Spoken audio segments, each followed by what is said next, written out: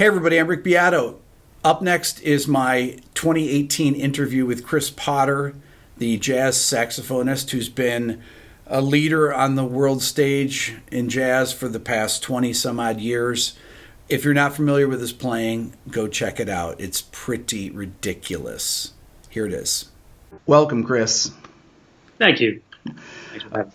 Very welcome. I want to start out with a very simple question, which is, what is the state of jazz today, in your opinion? Wow. It's a simple but big question, and I don't think any of us have the perspective to see everything. I mean, in a way, even though I'm so involved in it, maybe that means it's hard for me to see the forest for the trees, because I'm in the trees, I'm in the trenches. For me, there's so much, so many exciting possibilities, so many seriously talented people, and the definition of what jazz is and the boundary between what's jazz and what's not, is much. I mean, it's never been a fixed thing, but I'd say it's even more porous than it ever was. I mean, you mentioned jazz.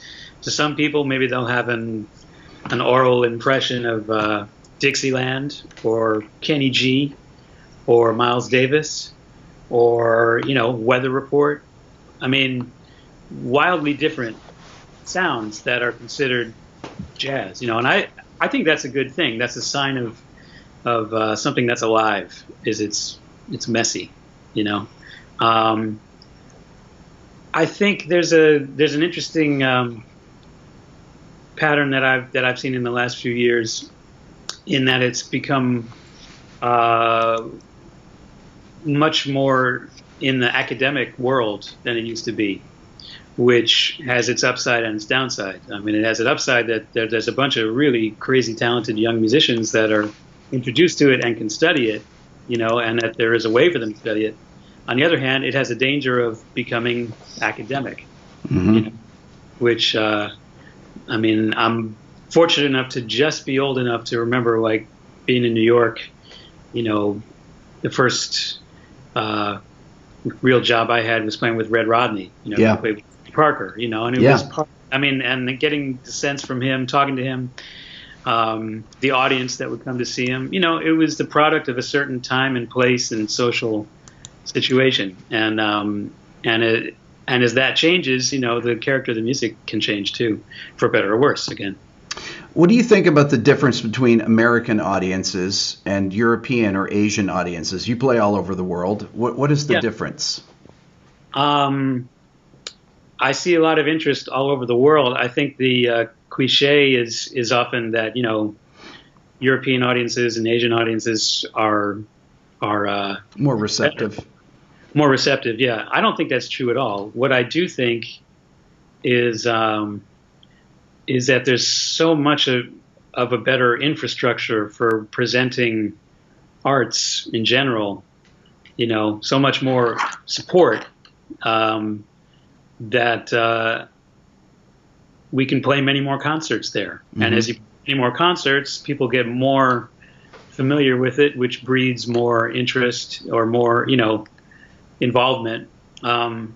I think it's purely a product of that. I don't see a lack of interest in the States. On the contrary, I often find myself traveling to places in the States, and I'm kind of shocked at how enthusiastic people are, especially, some young people that come up to me. So it's not any lack of interest. I think it's the infrastructure for presenting arts. Some of it is simple geography too. When you're in Germany, you can do a concert in Stuttgart and a concert in Cologne, and it's not going to be any of the same audience that's going to be in even Strasbourg on the French border, right, the next day.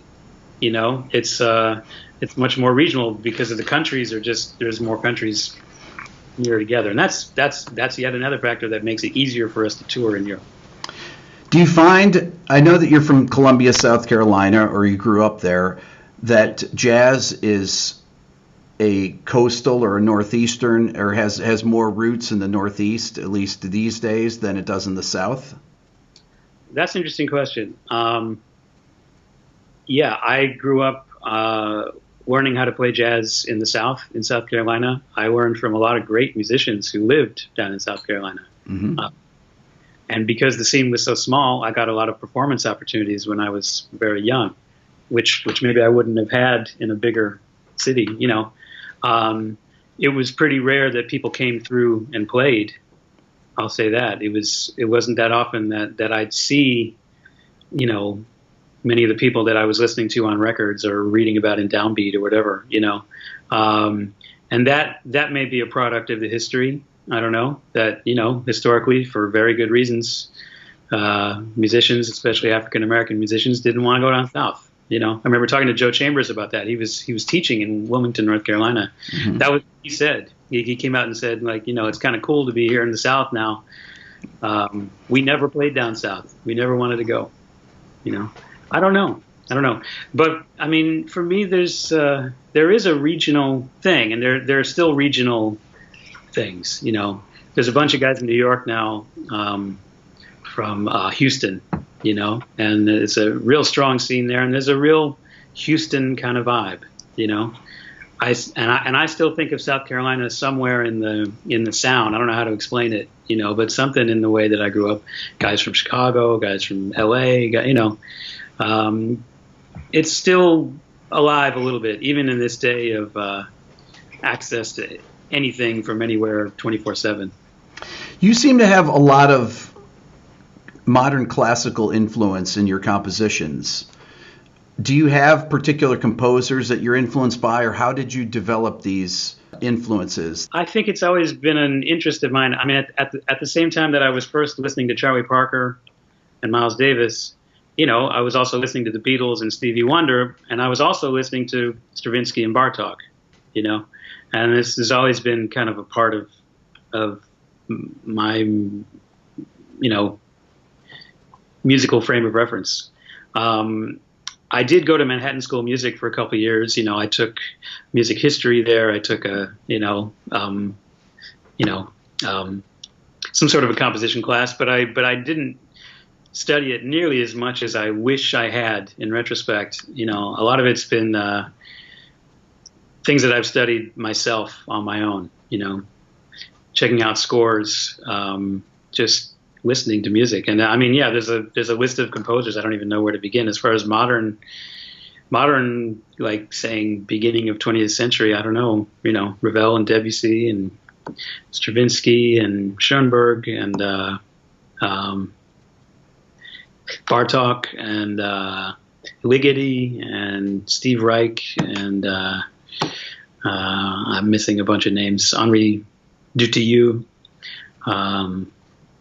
many more. But it's just been kind of over the years, and a lot of my friends are into this too. This is how I find that I get a lot of information is when I'm on the road. Everyone, what they've been checking out, they're excited to share it, and a big source of my listening to music that I'm not familiar with comes from my friends, and then I guess I do that too, without that kind of actual hanging out and listening to stuff together, I probably wouldn't have gotten to know nearly as much music as I know.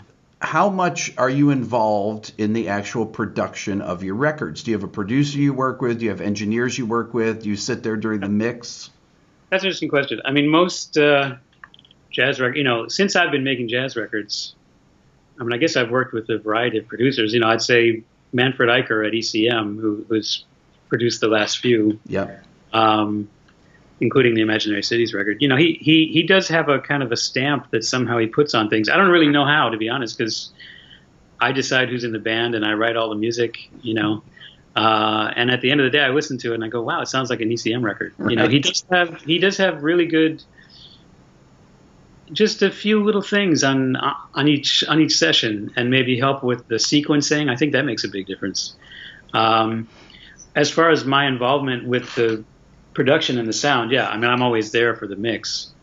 Yeah, I mean, it's always kind of a collaborative effort in between who's producing it and me and the engineer.